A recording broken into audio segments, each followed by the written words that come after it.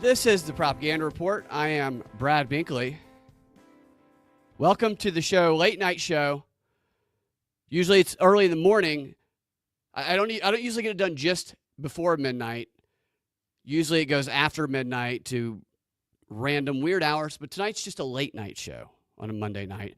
And I have a couple of guests here that I'm going to talk to about the upcoming Georgia LP convention. Hold on, there's something on my monitor, and I got to be honest with you.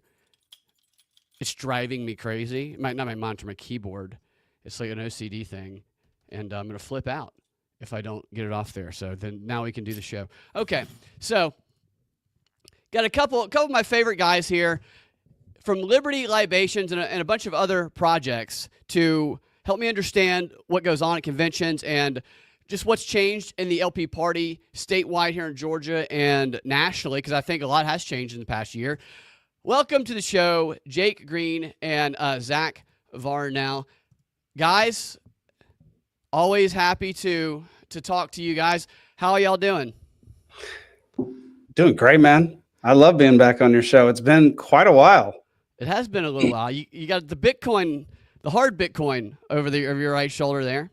Yes, I do.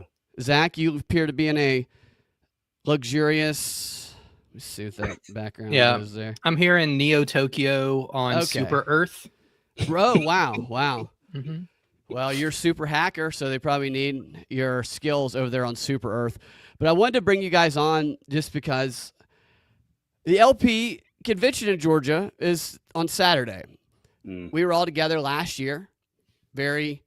It was probably a little bit more monumental last year because it was a presidential race and they had the 7 candidates, and there was the circus was there a little bit as well. You had Toad's Feet.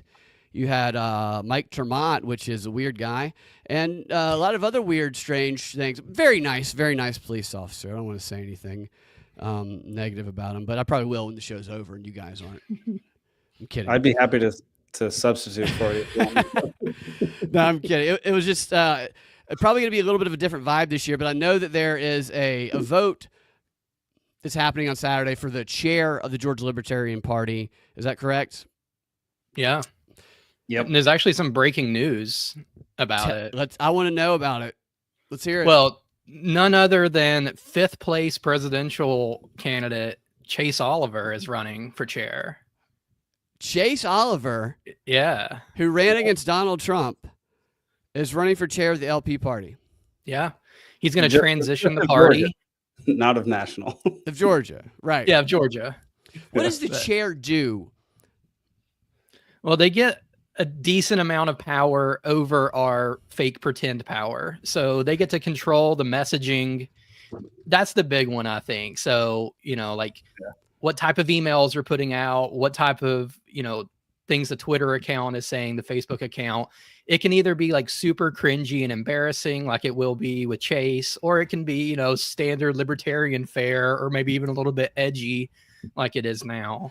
So that's what the stakes are for this vote, is kind of the public facing persona of the Georgia Libertarian Party will either be progressives with guns or more right-leaning libertarian. Kind of the battle we saw at the convention last year. Is that in a way? Yeah. I mean, probably a smaller microcosm of what happened at convention last year. Yeah. Okay. Yeah. Well, it's a microcosm of what's been happening for years. Like, a lot of people like me, and I think like Jake, joined the party because we're part of the liberty movement. And then there's this big name called the Libertarian Party who was just being woke online and just picking up boutique social issues and things like that. And we're like, what in the world is going on? Like, most of my friends, when they think libertarian, they think Libertarian Party. Like, it doesn't, maybe that's not right. That's just how it is. So they see that happening and we're like, well, we got to stop that. And there's been people, Chase among them, who just really hate that, we joined the party and made it more libertarian rather than progressive. So it's an identity battle, so to speak. Yeah. Yeah. Very much so. And it's just something where it would be extremely disappointing if we didn't win the chair this time and saw the last 4 years or so, 6 years or so of our very hard work go down the toilet. Like, just so can it have that much impact? I guess the messaging it does create the public perception of it. Will that have in the state party? Let's back it up and then bring it back around to that. You have the National Libertarian Party, which definitely seems to have had an impact, and we got Trump's attention. There was, like you said, it was a microcosm of what was going on at the national level with the left-right libertarian battle. You know, Republicans and Democrats hate each other, but not as much as libertarians hate themselves, is kind of what I gathered over the internal struggle of the libertarian. I almost see it as like it can be seen as a co-optable group because I'm not quite sure. I'm not quite sure why that is. But where's the national party at right now? Would you say? Disarray at the moment. There's even more conflict because the chair of LP National resigned and took a position in the Trump administration. You talking about Angela McArdle? Yeah, Angela. Yep. Angela, I'm here to do an interview. I got glasses just blaring. She's going to have to work on her optics if she's going to be in the Trump administration. Yeah, you mentioned that a few times, and I wholeheartedly agree with you on that. What is her position in the Trump admin? I actually don't even know. I didn't pay much attention once she left. I was a big supporter of hers. I liked the way she ran things. I liked her very hardcore, take no prisoners kind of attitude, and she didn't give a crap. And sometimes that works in our benefit. You know, when she's doing media, that doesn't work all that well.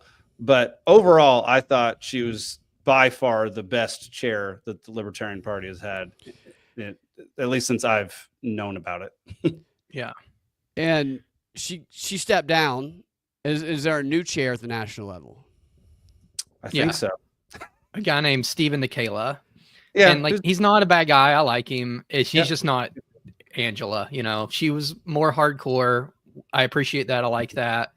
Steven's not the worst by any means, I don't think, but it is kind of like a step back, in my opinion, like more of a moderate position. Yeah. Yeah. Didn't he make fire some comms people or something like that?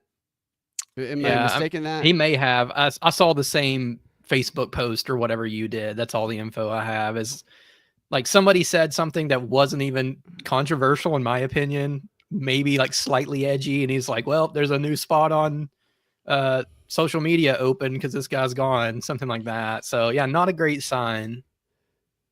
Yeah, I don't know that that's the way you want to I don't know anything about the guy, but that seems the opposite direction of where culture might want to be, almost like let's be adults. And right now it's 2025, nobody is an adult anymore. Yeah. Everybody slings mud. That's the standard. And that seems to be how people get ahead. But with this new person taking over the chair, and if he is firing people, again, I just saw that post. Will that change kind of the way the party is viewed or the way they operate? Will it affect, will people leave the party? Will people join the party because of this?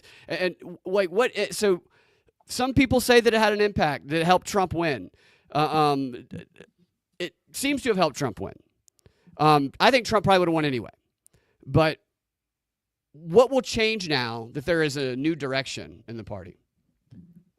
I mean, I don't really see it as a new direction. I see it as like stagnation. Right. I don't think there's not going to be any bold messaging one way or another. I think it's got. I just feel like it's going to be extremely bland, and we have another convention next year, so we'll elect somebody else next year. But that's a year and a half away. All right. So with the state conventions, how do they impact the state parties? What's their relationship with the national party? Take this one, Zach. Well, they're kind of all lumped in together a lot of times where people just see the word Libertarian Party. And if it's New Hampshire, if it's Tennessee, if it's Georgia, if it's national, whatever, people kind of see it as like that's the messaging. So I do think that messaging standpoint, communication standpoint, having some like really woke ones out there kind of harms the reputation overall. But then also there's things like the state parties will send people to the national convention as delegates that then do things like elect the chair of the national party. Okay. And who gets to be a delegate? Weren't you guys delegates? Yep. Yeah. You get to vote on Basically anybody who shows up. Yeah. Oh, Yeah. yeah. If you show up and you have a pulse and you don't completely suck, then you can probably get that delegate spot. So what do you have to do to not get the delegate spot? What do you have to do to not get the delegate? I don't remember who didn't get the delegate spot. Basically, don't be there. That's the only way. So take me through. I'm just trying to understand, and if people want to join the Libertarian Party or any party, like what they would be in store for and what would be required of them. What happens at a convention? A state convention for people who are members of the party like you guys, and like what is that day like? What do you guys accomplish? What changes? Have you've seen video of the Republican National Convention and the Democratic National Convention? Well, it's like the exact opposite of that. So there's more no like that socialist one where they're upset about pronouns or whatever. Like it's a mix between that. Yeah. Yeah, so it is like convention day, which we tried to, as me and Zach and a few other people tried to combine the Great Create with the convention to make it an actually fun-filled weekend full of, great libertarian This year ideas. you tried to do that? We did that 1 year in the past, and it did not go over well with some of our members who are a little picky about. I thought the event was a success for sure. Oh, the event was a massive success. But people who have done it one way for 20 years and accomplished nothing didn't like change. So what was their problem with it? Because I went to the Great Create this past year, and that seems like a great idea. Yeah. What were all their complaints about that first one? One, I think it was Mother's Day weekend. So I think that was the first thing that people were whining about, which, there's only so many weekends in a year. You're going to have to pick one, and that was the best one. So, right. Yeah. I mean, there's been all sorts of complaints. Are people is it like a control thing? Yes. Yeah. It's 100% a control thing. So if you just think about what Democrat versus Republican is for the nation, it's conservative or right-leaning libertarians versus left-leaning libertarians in the party. So the exact same thing happens where every couple of years there's a new election within the state party, within the national party, and new people are elected. And if you don't get your people in there, then you've just ruined the last 2 or 4 years of your hard work. And so it's just people desperate for power and not wanting to give it up. And definitely not wanting to give it up to people who they think are going to absolutely ruin the party. But also the thing is, there's not a ton of real power there. Like you can create the power, you can be an influential person and apply pressure to politicians. And sometimes the titles like chair of this party will help with that. But that's what I was curious about. Into it, and you're like, oh, I'm now some big dog because I have this title. It doesn't work that way. So really, people are usually just preserving their social club, where it's like, well, I've been a member of the party since 1997, and we've never done it this way. We've also never accomplished anything, but I want to keep doing it this way. And when some long-haired loser like me comes along and is like, well, we need to, maybe make this a little fun and not just be debating bylaws the entire time. They'll be like, so is that what happens during the conventions? Is the bylaw debate? Yes, that does happen. I will say that even the convention itself can be fun and interesting. It gets old quickly. It is not my thing anymore. But the first time or two I went, I was like, this is kind of interesting because it's a bloodless battle. It's a chess game. There's all sorts of maneuvering. It's like people are speaking a foreign language sometimes, and they are taking power. They're taking control over something, and it can be interesting to watch and very interesting to even be a part of.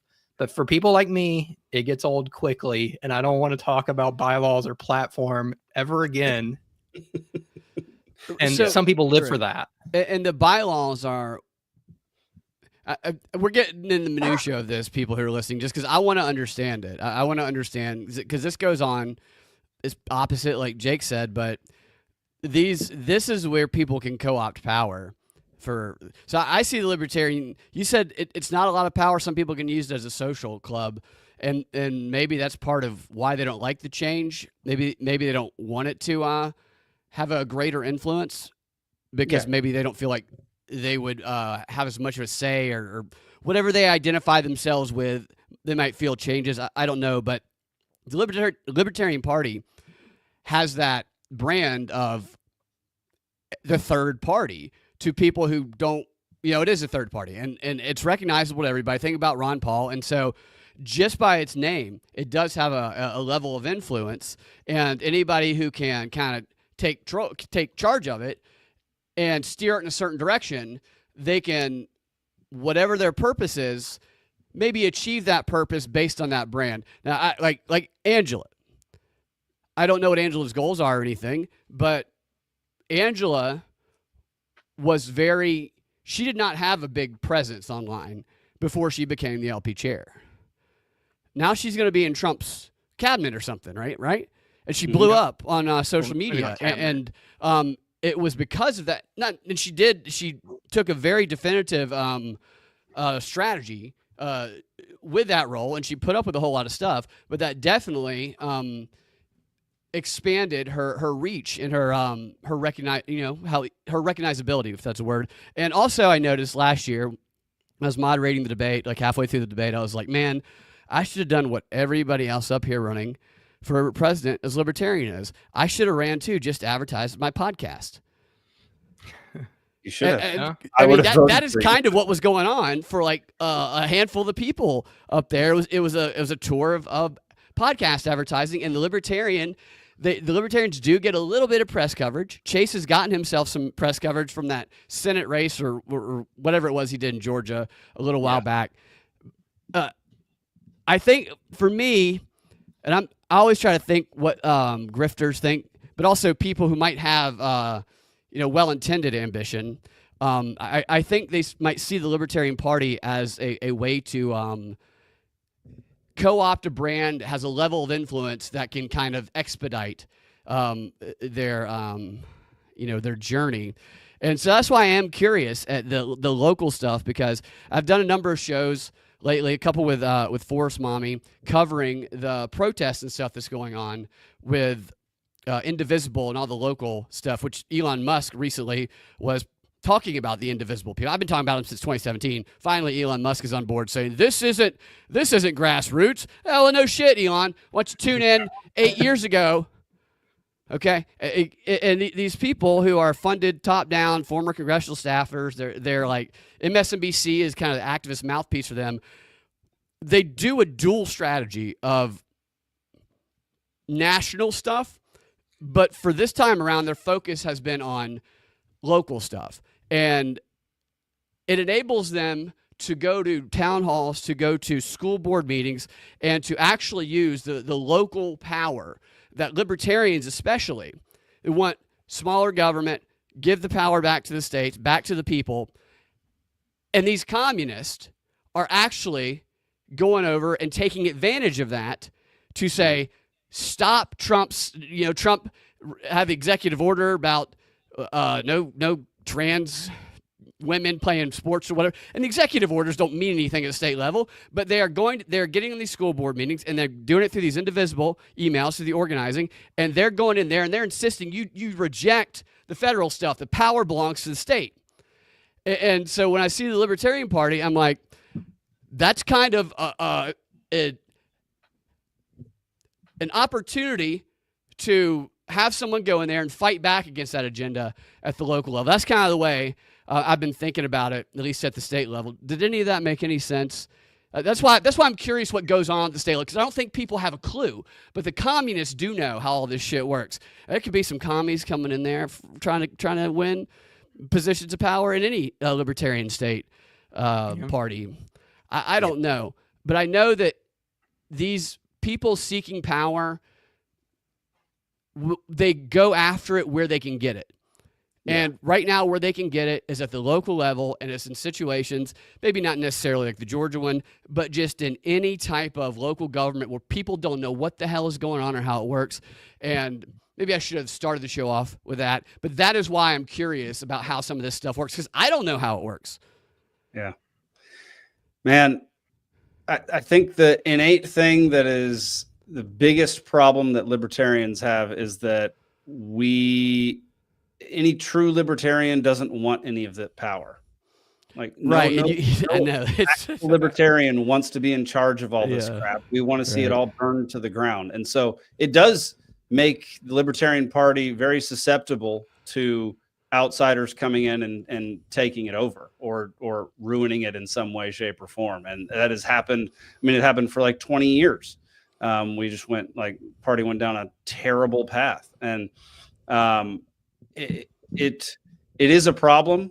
We do have some really great people in the Libertarian Party who try extremely hard, and we all work pretty dang hard at everything we do. But yeah, I mean, you're not wrong. Like, somebody could come in, infiltrate, and really take it over and do some harm for quite a while. And it's happened before, and it will probably happen again. Well, what we did was infiltrate and take it over. Like, we took it over and co-opted it for the Liberty Movement.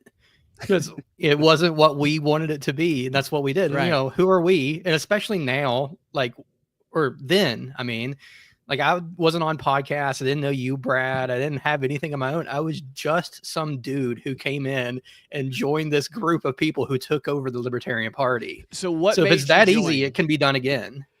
That's a great point. So what made both of you guys join the party? For me, it was end of 2019, beginning of 2020 when I saw the writing on the wall with COVID. I was never political before that, and I actually joined a caucus of the Libertarian Party before I joined the Libertarian Party. And it was people like Dave Smith, like Scott Horton, Tom Woods. Those were three guys that I listened to quite a bit, but for me, it was always the economics. It was watching them print money. Just right. Yeah. That's what kind of drove me to join the Libertarian Party and actually start, I guess, base my entire career off the Libertarian Party at this point. So, or at least the Liberty movement. The philosophy of it, I think the philosophy of it is very strong. I think that, there's a lot of people that I know that they're Democrats and big Democrats, but like in their personal life, they're very resourceful and they take initiative. And I'll tell them, I'm like, you act like a libertarian would act, but they been brainwashed into thinking they have to have some sort of reliance on this big government. Zach, what about you? What made you join the party? Well, I've always been a libertarian. I think I was just born this way. My dad was a libertarian. It's just how it is. But then, I always thought the party was a joke. Never was interested in really joining it. I remember even during college, I went to Kennesaw State, and I knew some people who went to the conventions back then, and they called me. It's like, hey, Zach, if you come down here, you could be on the board right now, having never been here before, because they don't have enough people. And that's what I'm talking about, like that. And I was exactly. Don't want to do that. That sounds stupid. I don't want to be part of the part. That's you just can how be. it was. You can be chair, Zach. We'll give you. Yeah. But I don't know. I just was always kind of looking for my place. Like, what can I do to advance the ideas of liberty and just common sense? And I, wasn't really getting much traction. And I'm like, well, this seems like low-hanging fruit. Joining this group of people who are going to take over the Libertarian Party, it seems very doable. And then we can make it maybe not as embarrassing as it has been. And, it worked out. And unfortunately, during that time, I got very involved and ingrained and a big part of it now. It's interesting. You guys are making great points. Denver says, excellent point. Excellent point, Zach. It can be done again and again. And Jake, you made the point of the challenge with libertarians is if you're a true libertarian, you don't want to be organizing people. You're a reluctant leader. That's what a true libertarian would be. They'll do it because, in my opinion, maybe because they think it's necessary, but you're up against these other organizations, Republicans, Democrats. They're super organized, and everything is dependent on this basically top-down structure. And so for someone to come in and make it super organized, there's always going to be kind of an eyebrow raise, I think. Where is it's which is good. I think it should be that way. I think there should be scrutiny. I think people should welcome scrutiny upon themselves when they take those positions. And anybody who doesn't, I don't think should be in those positions. Yeah. In my opinion. I don't think anybody should be in a position of power who's not encouraging people to criticize them. Trying to silence that, you have ulterior motives, in my opinion. And what is it like? So getting really into the weeds here. The bylaws. So I'm trying to see if there's any libertarians out there that want to come join the party for you guys, or just anywhere where they are. Yeah. What would the day be like, and what ways you tried to make it fun, make it cool by trying to combine it with a great create a couple years ago, you said, but help people understand what the day is like and what their contribution would be if they were at a convention. Help them understand the bylaws, all that shit. Well, let's Zach, let's give the example. Let's just talk about this convention. Let's act as though like this is the one. Okay, cool. Yeah, if someone were to come to the convention on Saturday, it's not a short day. I think we'll be doing business from about 8 to 6, somewhere in there, 8 a.m. to 6 p.m. And oh man, who's in charge? I'm getting PTSD just thinking about this. I know. I didn't mean to put you on the spot with this. So right now, our chair, the chair of LP Georgia, is a guy named Jared Bell. He's been absolutely fantastic, really good dude. Has been a wonderful chair and does exactly what he should be doing for the cause of liberty. And does he get paid? No. Probably costs him money. Yeah, it definitely costs him money and a whole lot of time and just so much grief that you wouldn't believe it. Zach, why don't you describe what the day is going to be like, man? Well, okay, so it is kind of a formal process, follows Robert's Rules of Order. Jared will be up there with a gavel and actually. What's Robert's Rules of Order? I don't even know how to explain it. It's just like a process of speaking and doing motions and things so that like a court of law, you got to do these things and it's kind of like that. It's just so that like nobody can really like run over everybody else. Like there is a fair process in place. Yeah. And it's like that, but in Georgia historically it has been pretty casual and like it's still followed, but it's not like, I don't know, we can't treat each other like humans. But then there'll be things like, here's the reports from the officers over the last year. Like, what have we accomplished? The executive director might get up and talk and things like that. 5 things, exactly. Yeah. And then there'll be elections of new officers. So this year, the chair is up for re-election, Jared. And then, we got Chase running against him to take over the party and make it How long is the term? 2 years. Oh, you said 2 years. Sorry. Yeah. Okay. And you guys just found out Chase was running, right? Yeah. Yeah. We thought it was going to be a different guy within the LP. Yeah. Yeah. And so is that a strategy from Chase, or is that how it normally works? Well, it's their strategy to normally keep it, close to the vest. And then on the day, they're like, surprise, this guy's running.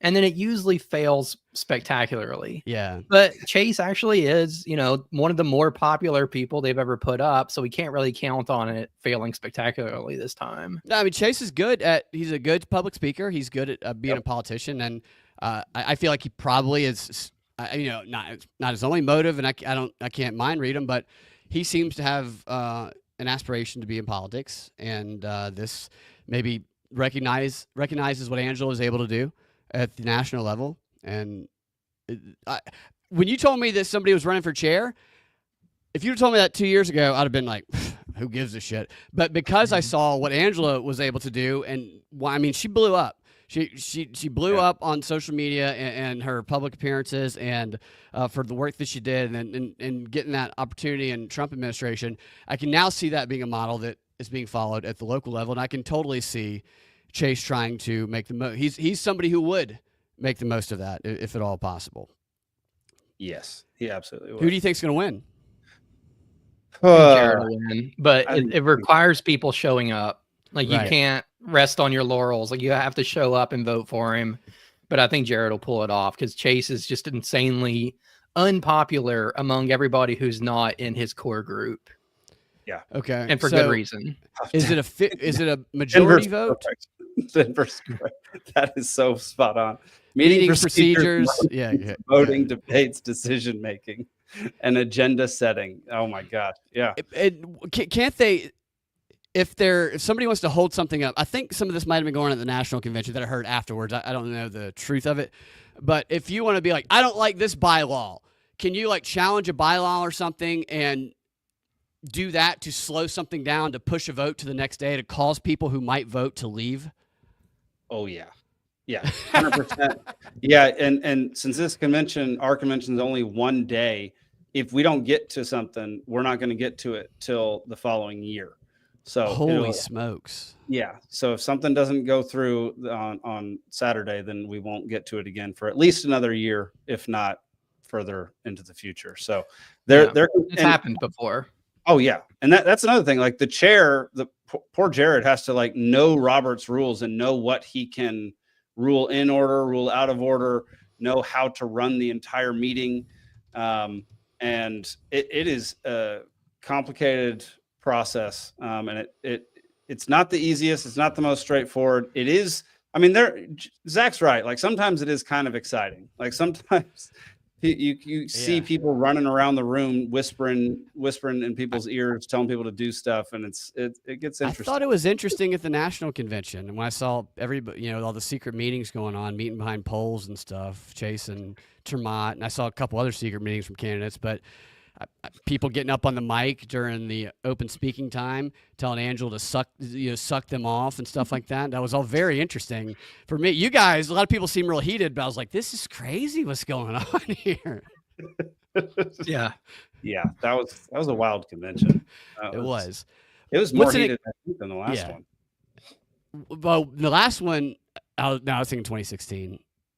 I don't know about the 2021. I watched a video of the 2016 debate that had like 35 people, and oh my gosh, yeah. It had Penn, and the guy from Penn and Teller was moderating it. Is that the one where they're like, "What's next? A license to use your damn toaster?" That's exactly. Is that where the guy got naked? Something like that? Yes, maybe. Yeah, I think that's the one. So that's what I'm talking about. I think people see it as an opportunity, but also it's an opportunity. It can be used in either direction, and I do think it's. Even though it can seem boring, it always seems hard to learn something that you don't know much about. Like, it's just how our brains work. But like, the commies always have people that'll go do the stuff that other people don't want to do.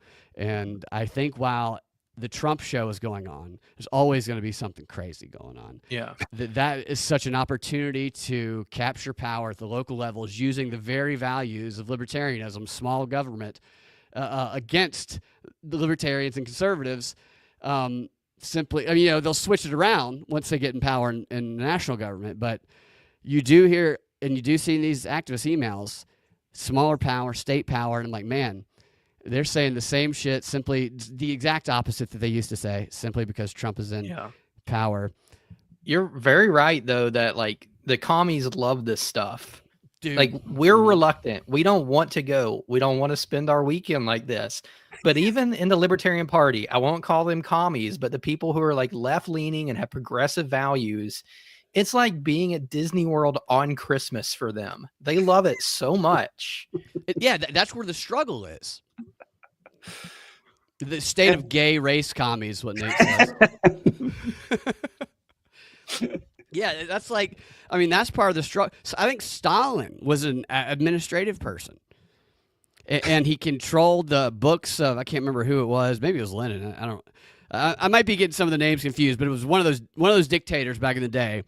Started off as like a secretary. He made appointments, but he would control the appointments, and he would not tell the main dictator about some, and he would tell him about others. And he did the stuff nobody else wanted to do, but that was crucial to determining the direction of things, and who was able to get opportunities to meet with, I don't know, Lennon, whoever, you know what I'm talking about. Yeah. Yep. I mean, Lennon was known for his quick rise, so it might have been him, but I don't know either. Yeah. Not a history guy. It's one of those comedy guys. You're totally right, though. Like having somebody, and that's what we've got a couple of these guys. One of them just left the state, Nick Soselsky. He is incredible at all the things that the rest of us don't want to do.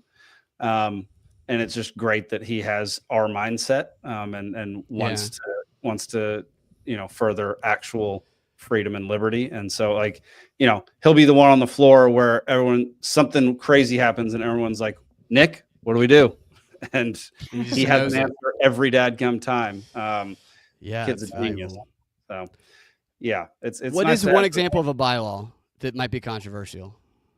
Well, the bylaws maybe aren't so controversial. Yeah. It'd be like the platform. I want to pee in the women's restroom. Yeah, well, that wouldn't be in the bylaw. Nancy but some Mace of the bylaws will be there with her Davy Crockett hat on. Yeah. Some of the bylaws might just be dated, but they're not super controversial. But like the platform is used like, here is what the party stands for. And that can be controversial. Like, you know, at National a few years ago, they got rid of the one that says like racism is irrational and repugnant. And, you know, not because we're racist, but because that's a thought crime that we're policing. I know. Like, why do you have to say that? It's just... Yeah. And then there was the abortion. So is butt fucking a spider. Yeah, don't do that, but it doesn't need to be in the platform. Like, why are you removing that, you anti-spider? Yeah. And that one was in the state platform too, and we replaced it or removed it with something that was like, you know, I don't know, marginally better. And they're just stuff like that, though. It's like if you want trans bathrooms to be in there, if you could go put it in there. If you wanted to remove it, you could remove it. It's like there's the culture war a little bit there too. That is like Denver here says, according to a quick search, 30% of House members, 51% of senators have law degrees and practice law, according to this Congress. And that's what I was thinking, because I went to law school, and this is what this sounds like to me. It sounds like if you want to get hung up on the minutia of certain things, then you can do it if you know the laws, and you can also do stuff like that. Like politicians and like lawyers do all the time for their clients, is you can just start inserting things like the racism thing. Why are we not denouncing every single bad word, or every single dog whistle, or every single look that could be interpreted subjectively to hurt trans people of color, or whatever? And that is simply a way to control people, is all that is. Yeah. And so I can see getting battles over that all the time. I would hate that.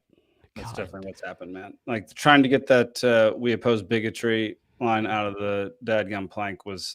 Oh yeah, it was bigotry, not racism. How long did you guys discuss that? It's even stupider. I mean, how long was that? That vote lasted a very long time. It was a big debate. People were freaking out.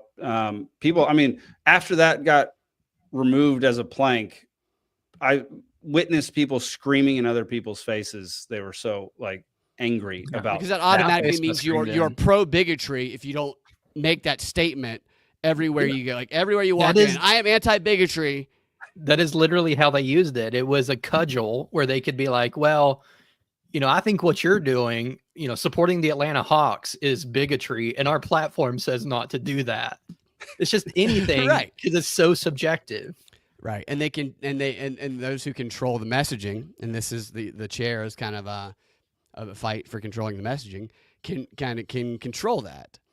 And that is identity politics, is victim politics. It's what, when it comes to the national messaging for the past about 8 years, that's what it was. It's everybody is rewarded when they claim to be oppressed, and they find a reason to be oppressed about anything. And it is so disempowering and so crippling, and it creates a new victim group out of anything, and it puts total power with the government. But people think that they're helping them, and so Yeah, anybody who's making like arguments like that in the Libertarian Party, I don't know that I classify them as a libertarian. Yep. That's mine and Zach's thoughts exactly, I think. Not to speak for Zach. Sorry, Zach. You're good. Yeah. Will that kind of stuff be going on Saturday? I think most people will be focused on the chair race. I think most people want to get to that and make sure that gets accomplished before we really tackle anything else. We have to go through some procedure stuff before the chair, but I'm not sure. I don't know, Zach, are planks and stuff on the menu this time? I think so.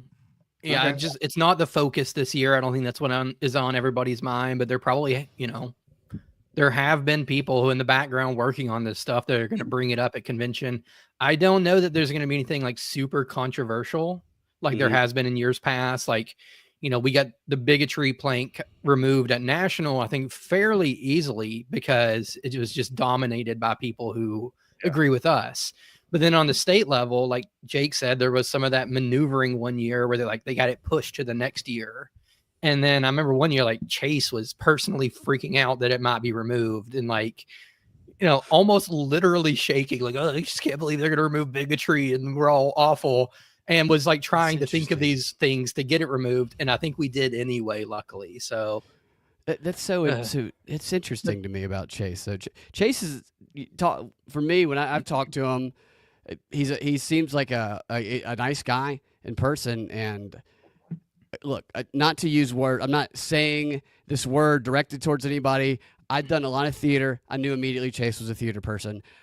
I asked him if he did theater after I met him, and he said he used to, and I was like, it's obvious that you did it. And my gay friends in theater, if they called me a faggot when I was being a faggot, it didn't mean anything in a gay way. It meant nothing like that. But the weaponization of those words, I don't know. It just seems non-congruent. Maybe that's I know he's probably, so Chase is a younger guy. I'm sure he's probably surrounded by some people who might, especially when his role in the Senate I don't think he's race. That young. He's not old, but he's older younger. than, he's like 40. He's like 40, yeah. Yeah. That's young, Zach. He's not gray haired, but he's not, a young pop either. So. Right. No, he's just a baby, dude. No, and that's the conditioning of politics, and I don't think. That's not libertarianism at all, in my opinion.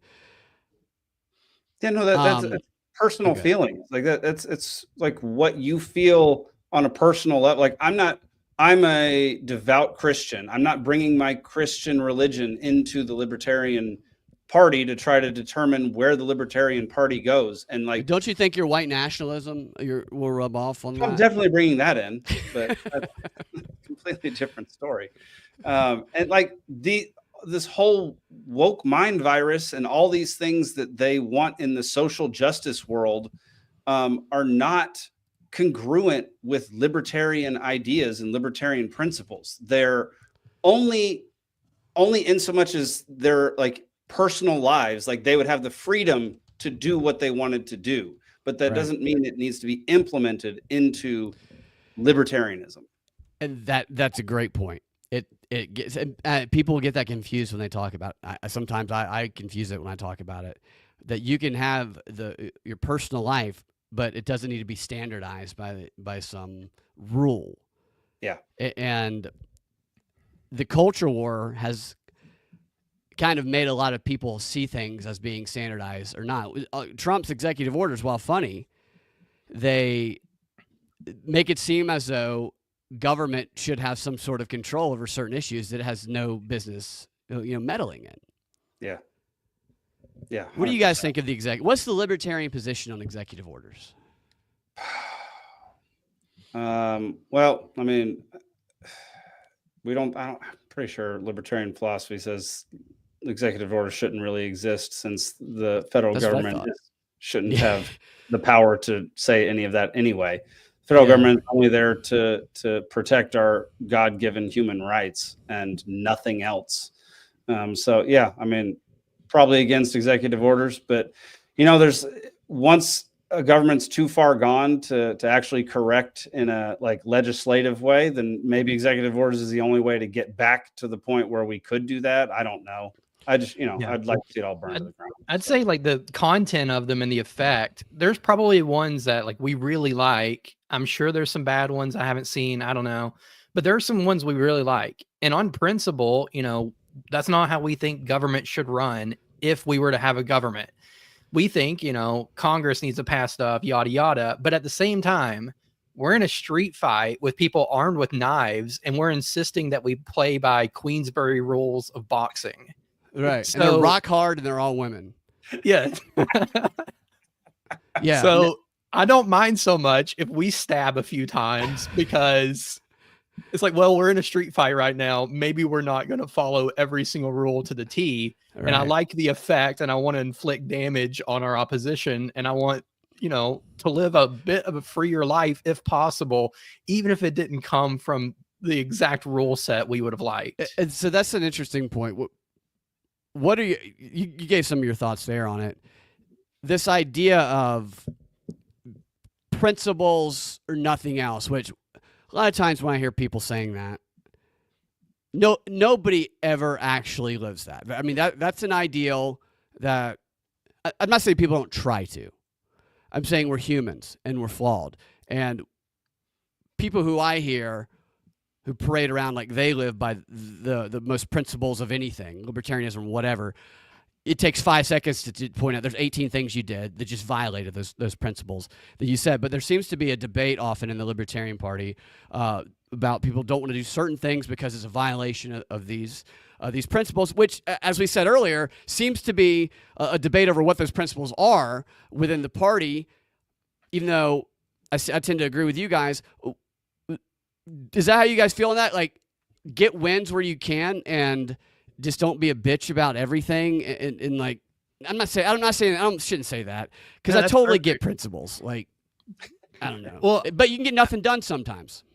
Yeah. Yeah. My principles come more from, the effect, like what happens in reality, and not maybe as much how you got there. Like, I don't think you should, commit like aggression on people necessarily to get there. But if we're in a scrap, we're in a fight, we need to fight back. And the left has shown they will go to like any means to get us into like, 15-minute cities or whatever they're hurting us into. And we need to fight however we can to get out of it, not follow parliamentary procedure. Exactly.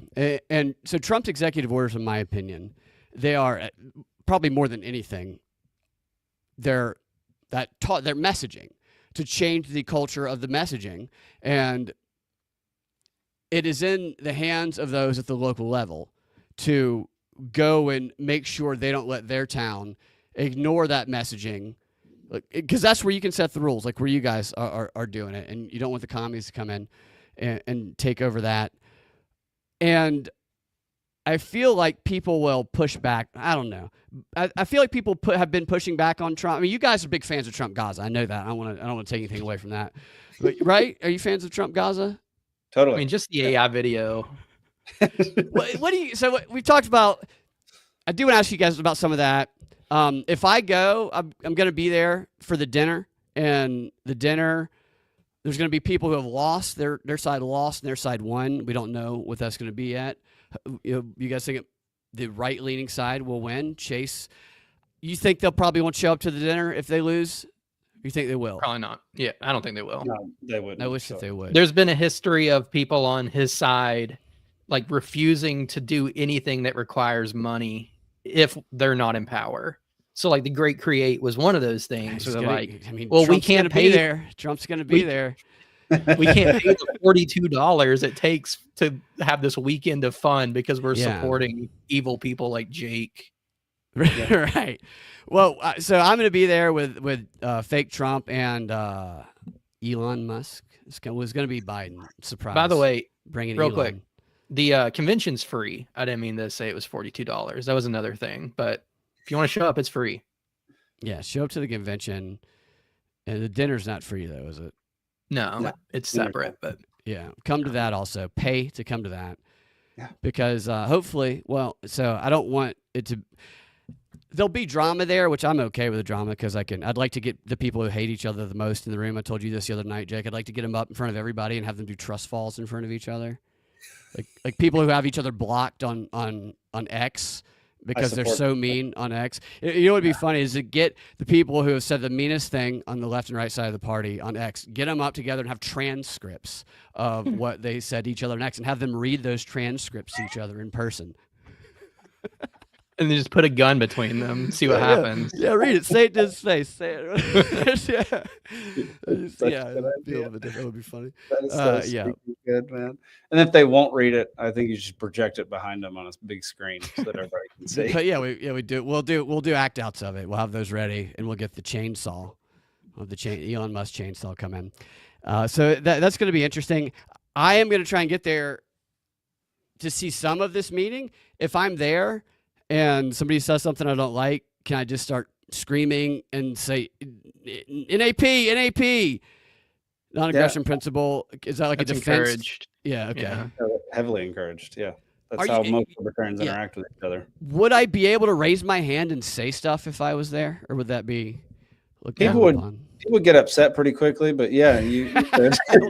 Don't tell me that. I'll definitely do it. I mean, there's like a microphone there that anybody will be able to go up to and make some sort of point. So, and there's debate where anyone can join in. And believe me, they freaking do. We can all agree on something. You don't have to be in the party to debate it. Right? Right. So you don't have to be in the party to participate. You do have to be a member. You do have to be a member. So that, yeah. So it's like $35 a year to join. And if you're a member and you show up, you are a delegate to the state party. So you're there, you're voting, you're choosing the chair, you're what if I have you could show up and just watch if you want. Can I say that I'm Mike Tremont? I think people would buy it. Yeah, they'll let me do anything there. You might want to wear like a cop stash. Yeah, I wear a cop stash and I have a camcorder. You gotta wear a suit. Maybe. Terrible audio and everything. I do think it's funny that Chase, he's like the stop cop city. He led some of those protests, and he got a cop to be his VP running. So stinking funny. That was so funny. Good. Yeah. Okay, guys. So that's going to be at Cherokee Pines. Is that what it's called? Cherokee Pines in Perry, Georgia. Perry, Georgia. Yep. And it is Saturday starting at 7 a.m. I think probably checking in from 7 to 8. I'd say it kicks off a bit after 8. That's usually how it goes. The dinners. Jocelyn will be coming there. You know, I'm going to tell Josh to bring both outfits to play both sides. You know, Jocelyn. We'll give you a little Jocelyn over here, a little Trump over here. Is maybe what we'll do. And dude, I'm so excited. Yeah, we'll see what happens. I want to go watch just to kind of see the crowd. And hopefully Elon doesn't impregnate Jocelyn. That's exactly what I've been worried about. Because you know what that'll do? That'll bring down the whole structure about men can't get pregnant if he can get Jocelyn pregnant. Not that Jocelyn's a man. Don't want to say that. Very pretty lady, but doesn't have ovaries. So we'll find out.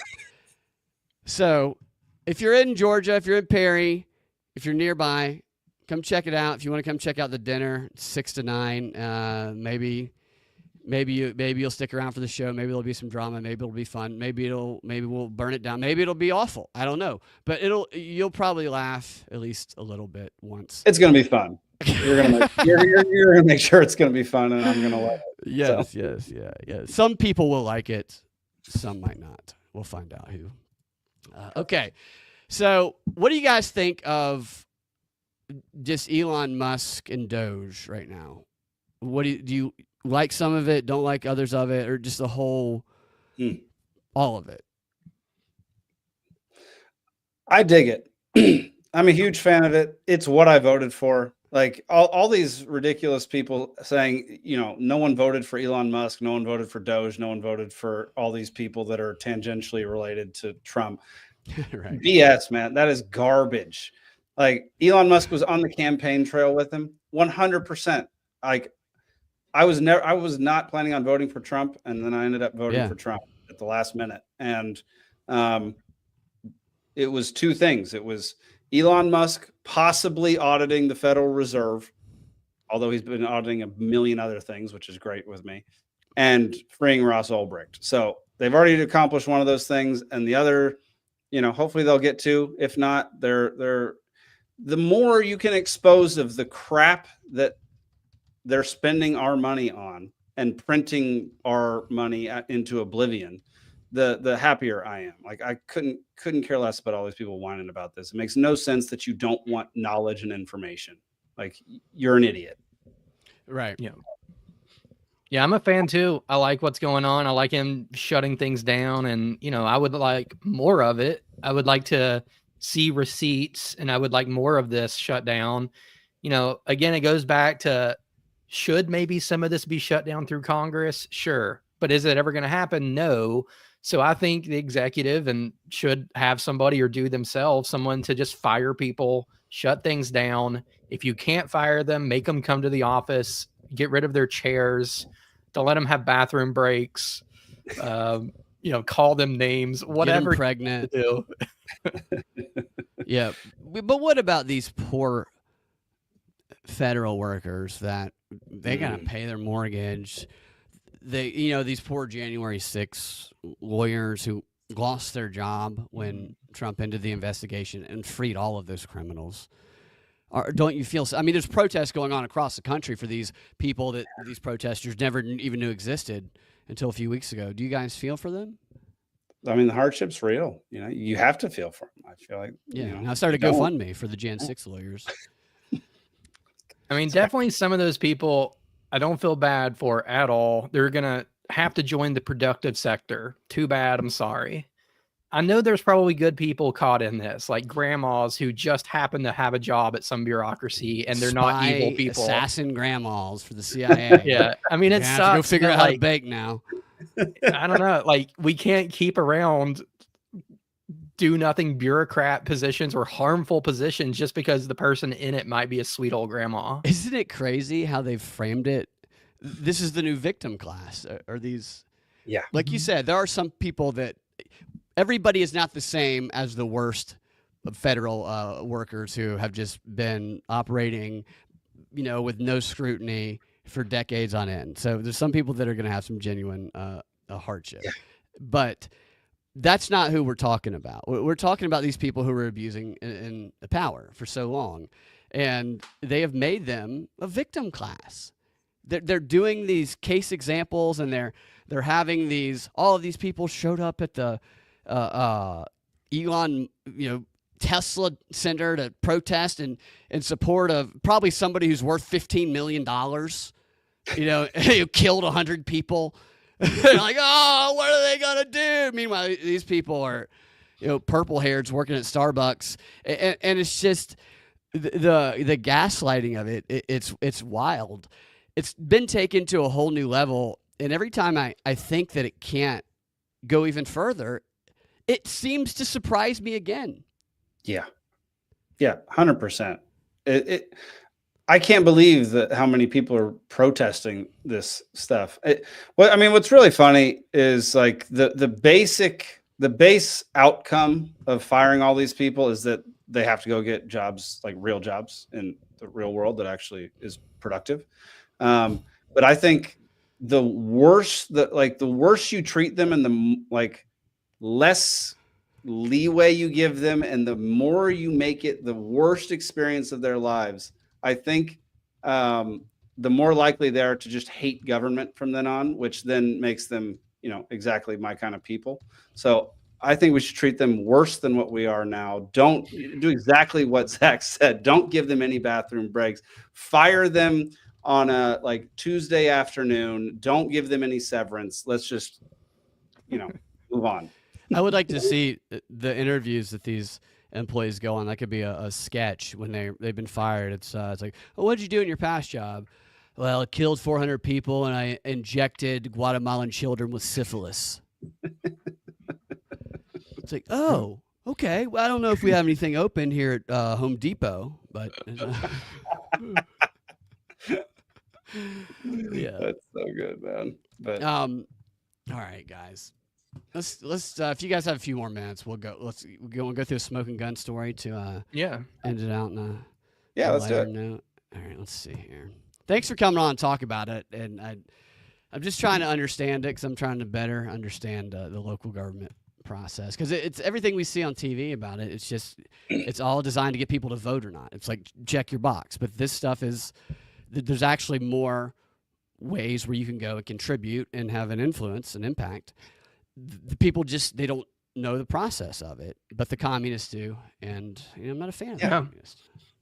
And Absolutely. the party's trying to do local stuff too. I know we're probably going to be a little outmatched by the communists. They're good at this. We're just getting started. But like part of convention too is going to be like forming local doges to go audit your county and things like that. And like there's this Defend the Guard initiative that, me and Jake both work for at the state house and making calls and things like that. So, we're in it too. We're not just doing bylaws and that's interesting. Complaining about each other. So that's a great thing there.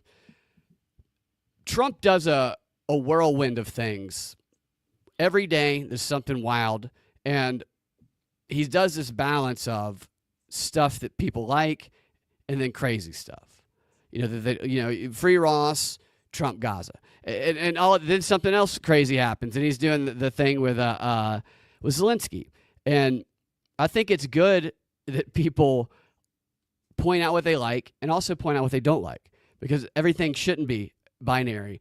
And the stuff that's good, the attitude. So I think compared to Democrats, I think Trump has always, at least based on the people who I know who are huge supporters of him, projected an attitude in them of optimism and kind of a can-do thing, and even though they're portrayed as racist, and what do you mean I could do anything I want and I'm more unique and valuable than anybody's ever told me, you racist? It's just like, what? But with a few exceptions, most of them have been like super cool, and it's not a attitude of learned helplessness, which is what Democrats is totally like. My white liberal friends think that they have to save their black liberal friends who grew up in the same rich neighborhood. It's like, well, who's your black? Well, Raymond over here. I'm like, Raymond's parents are richer than yours, and he's like a successful Hollywood puppeteer. What do you need to save him from? And he talks whiter than anybody I've ever met. And it's just like, it's people who've never played basketball and been around real black guys. Because if they said that shit to him, they'd be like, "What the fuck are you talking about?" Like, it's Are just you saying Malia Obama isn't oppressed? She's so don't. Yeah, I mean, I send her $9.99 every month, just because her parents. She doesn't know who's dad. My heart goes out to her. Right, yeah. So, what do you think if you had to do you had to do an assessment of Obama's children?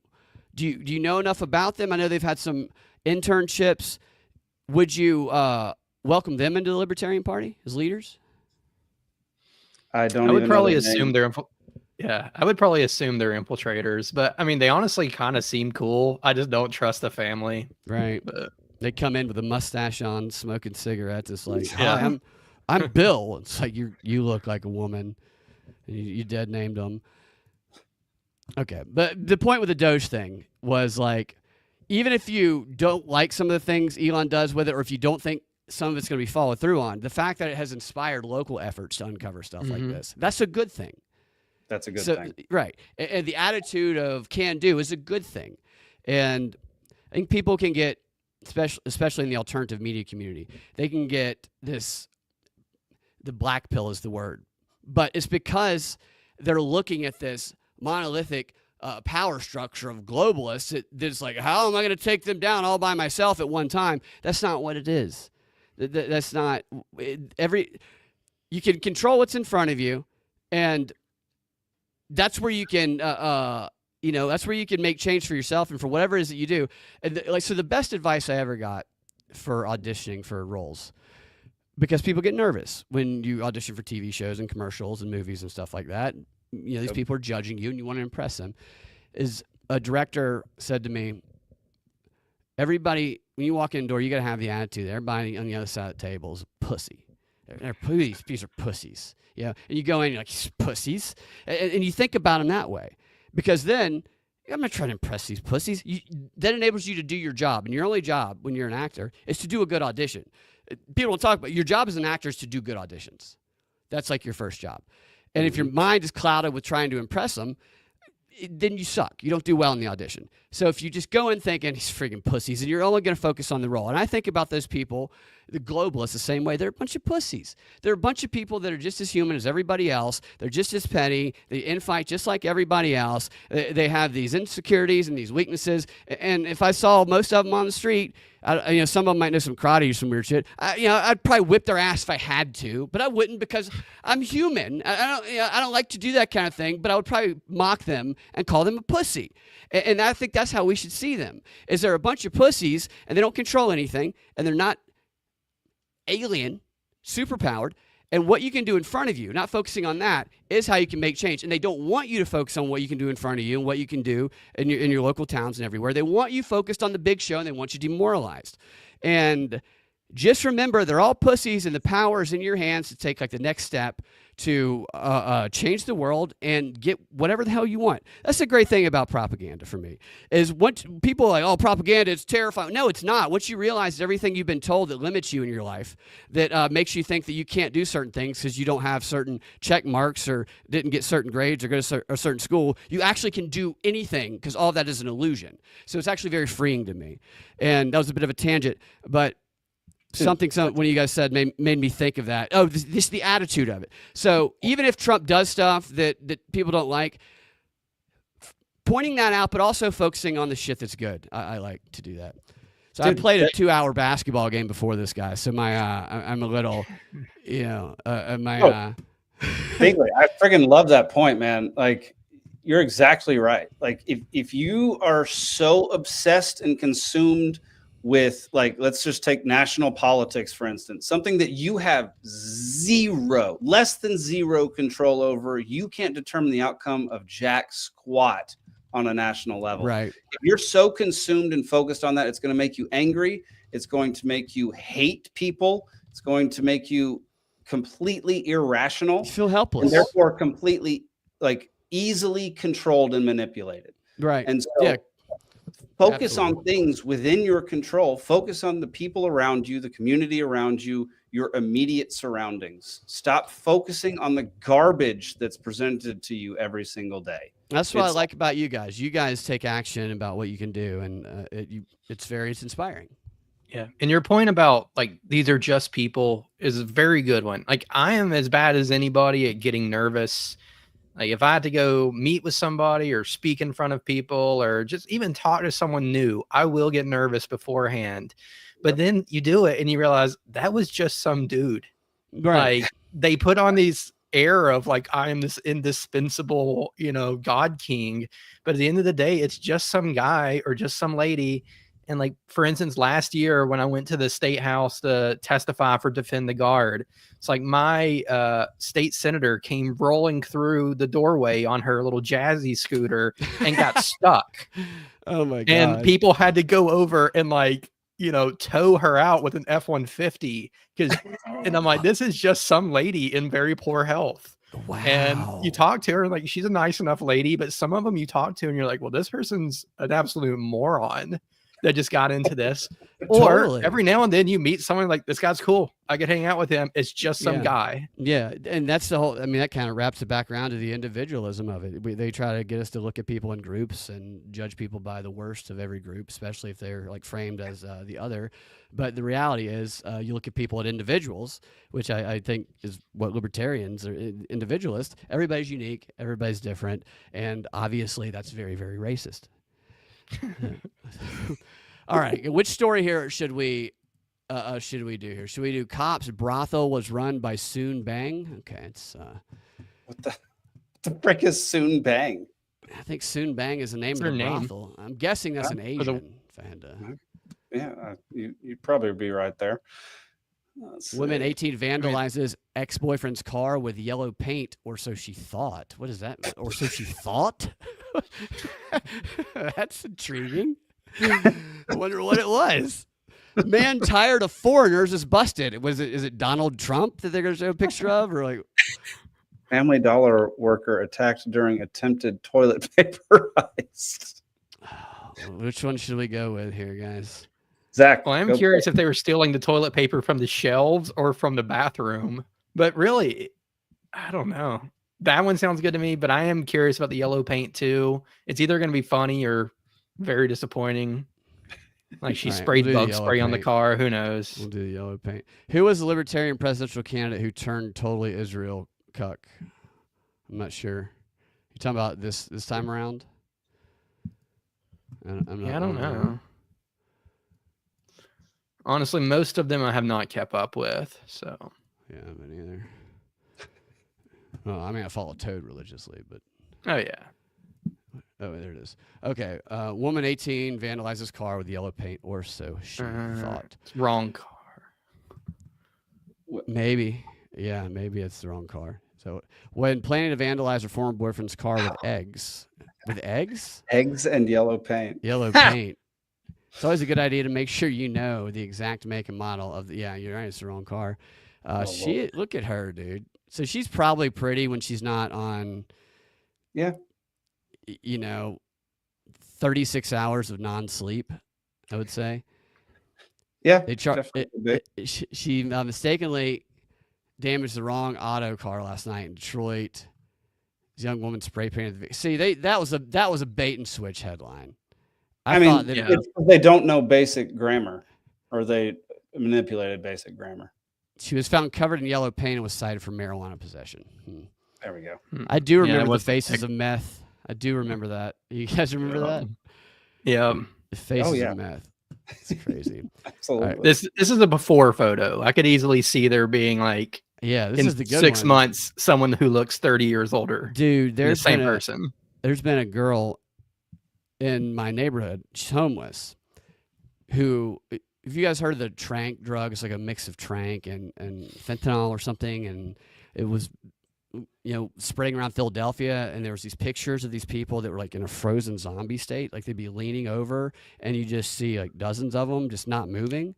And some of them would end up having to get their arms amputated or legs amputated because they stood in the same position for so long that it killed their body parts.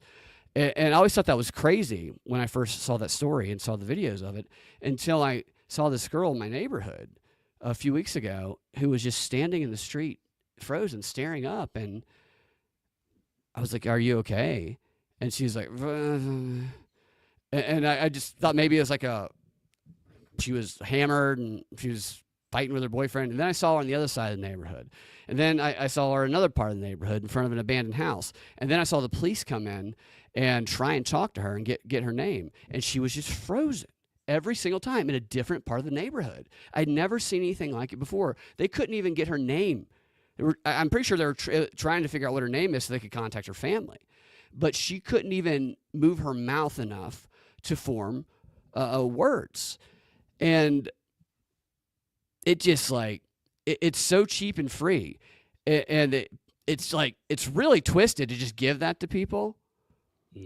And they get addicted to it after that. But that's what this makes me think of, is stuff like that. Yeah. It sucks. We need to bring back the giant butterfly nets and just scoop these people up. Right. Yeah.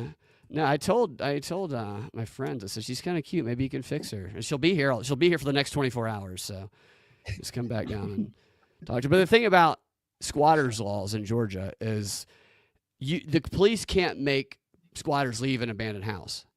The person who owns the house has to make them leave. So if the person who owns the house, you can't get in touch with them, then people can squat in that house for as long as they want. And that's what was going on at this abandoned house on the other side of this neighborhood. And that's the trade-off when you don't have a homeowners association, which I hate, but you get this kind of thing to happen here. All right, we'll do this last one, then I'll let you guys go. It's late. Look at this one. This is a toilet paper attack at Family Dollar. North Carolina woman is behind bars after assaulting a Family Dollar worker who tried to stop her from escaping with a shopping cart packed with valuable electronic items. Thought it was toilet paper. Oh, wait. Sorry, correction. She was collared yesterday for attacking a female employee over a $6 pack of toilet paper. Okay, please say. When Stanley, seen to the right, that looks like somebody who's struggling and feels, I feel bad for her actually. When she sought to shoplift from the Family Dollar in High Point, worker, Deja Pierce, 29, attempted to stop the toilet paper heist. She told cops that she tried to lock and block the door. I tried to lock and block the door when the female attempted to leave with a pack of toilet paper. After she pulled Miss Pierce's hair, Stanley, which one's Stanley? Okay, Stanley is the one stealing the toilet paper, pulled the hair of the employee and attempted to move. The two then got into a fight. Police subsequently found Stanley circulating the area near Family Dollar and arrested her for assault and attempted larceny. She has been charged with a third-degree misdemeanor for allegedly damaging Pierce's iPhone during the... So the iPhone is the thing that gets you in trouble? Yeah, I don't think it's the toilet paper, probably. She's locked up without bond. I wonder if this is one of those cases where they're just going to try to resell the thing on the street. Like there was the whole Tide theft epidemic where people would go steal Tide and then be like, hey, you want to buy some Tide? Black market Tide, like, you know? Yeah. Like... yeah, totally. All right, guys, tell everybody where they can find you. Jake, we'll start with you. All right. Going over to peacefulseed.network, www.peacefulseed.network. That's my network that I'm currently building. We've got, 9 podcasts, one launching this month, 9 podcasts, a few documentaries, and a lot more to come. So go check it out. Yeah, you do a lot of great work. We've got some stuff up on Amazon, and you're a go-getter just like you, Zach. So tell everybody where they can find you. Yeah, so check me out at banishedbigbrother.com. I have a podcast there with my partner in crime, Elizabeth Melton, who's very much into this whole anti-surveillance movement and, trying to avoid being pushed into these 15-minute cities that are slowly being built around us with, license plate readers and flock cameras and all this stuff everywhere. So we're trying to put this political action into effect with this issue. So please go there, check out the podcast, plug in your email. That way I can let you know what we're up to. And then also, you can catch me and Jake on Liberty Libations. So that's the more fun thing after that super serious spiel. It's very good subject though. That's great. So check him out. You guys can find me at Freedom Act Radio. The link tree is where all my links are, and we'll do it again later this week. Thanks for hanging out in the chats, all the great comments. We'll talk to you guys next time. You'll have a fantastic rest of your evening.